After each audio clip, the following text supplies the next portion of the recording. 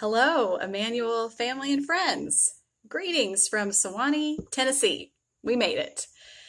My name is Nicole DuMontier, and I recently moved here with my spouse, Tom, and my two children, Wallace and Saskia.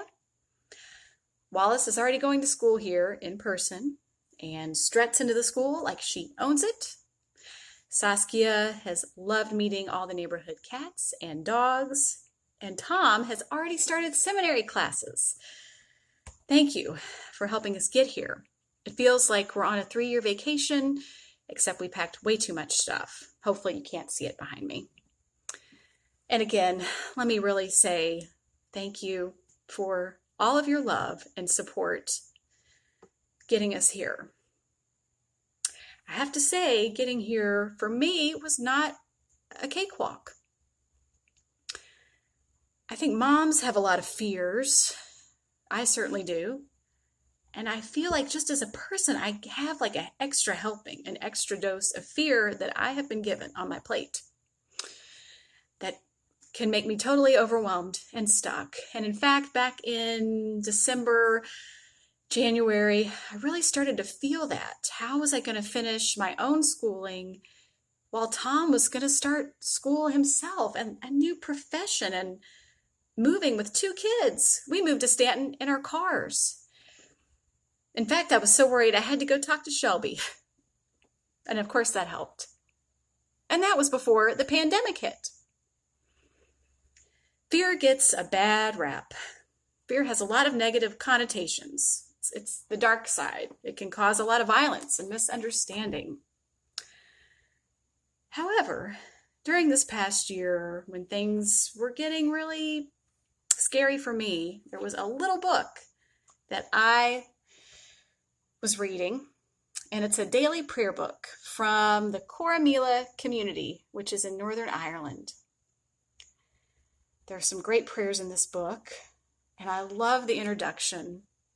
And the author helped me to think about fear in a different way, that fear is not always such a bad thing. And so today, on this Wednesday, I'd like to share with you what the author says about fear and the other side of fear, courage, and a prayer also. So towards the end of the introduction, he says, courage is the mixture between fear and resolution, and only exists when we do something about it. Do not fear, we hear over and over. The prayers in this book are prayers that start with the fear and move toward the doing. Do not only fear, we say. It's a fine beginning. Let courage be your moving.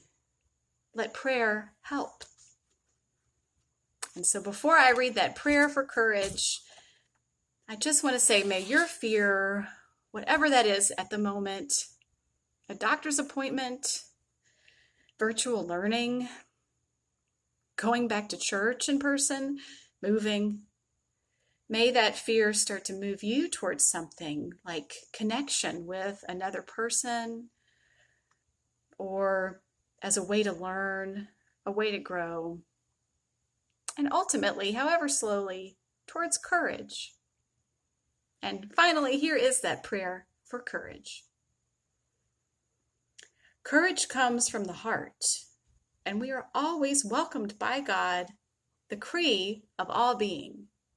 Cree means heart in Irish.